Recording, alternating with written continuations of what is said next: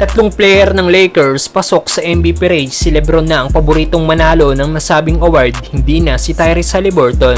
Pero bago yan, San Antonio Spurs 16 straight ng talo. Higit isang buwan na nga rin po nang huling makatikim ng panalo ang San Antonio Spurs dahil ang huling panalo pa nila ay noong November 3 kontra sa Phoenix Suns. At kanina sa naging laban nila kontra sa Chicago Bulls, bigo na naman nga po ang Spurs na putulin ng kanilang losing streak at tinalo sila ng Bulls sa skoro 121-112. Hindi nga po naging sapat ang epic performance ng current number 1 pick na si Victor Wembanyama na nagtapos na may 21 points at 20 rebounds.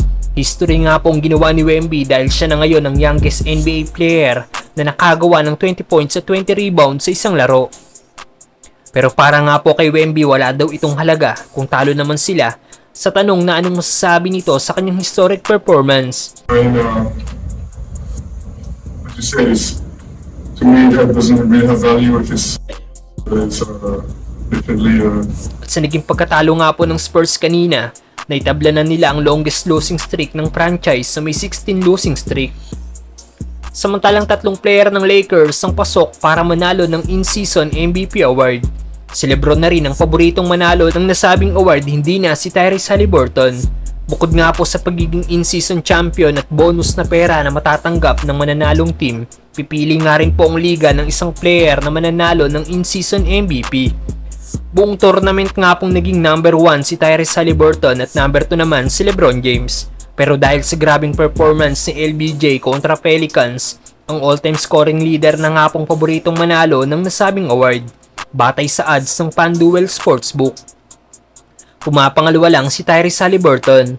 Pasok na rin sa top 5 sina Anthony Davis na nagrarank bilang pangatlo, pang-apat naman si Austin Reeves at pang-lima ang Pacers big man na si Miles Turner.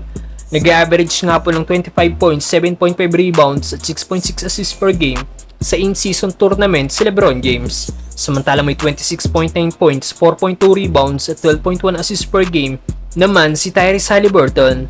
Pero syempre ang obvious sa mananalo nito ay ang team na mananalo sa finals ng in-season tournament bukas. Kaya asahan na natin ang epic performance sa pagitan ng dalawang player. Lalo na si LeBron nakita ang pagkagusto na manalo para sa nasabing torneo. Williamson does in the paint, but these three, something to watch. And coach, as you know, when LeBron James is hitting from beyond the arc, there's no defense for that.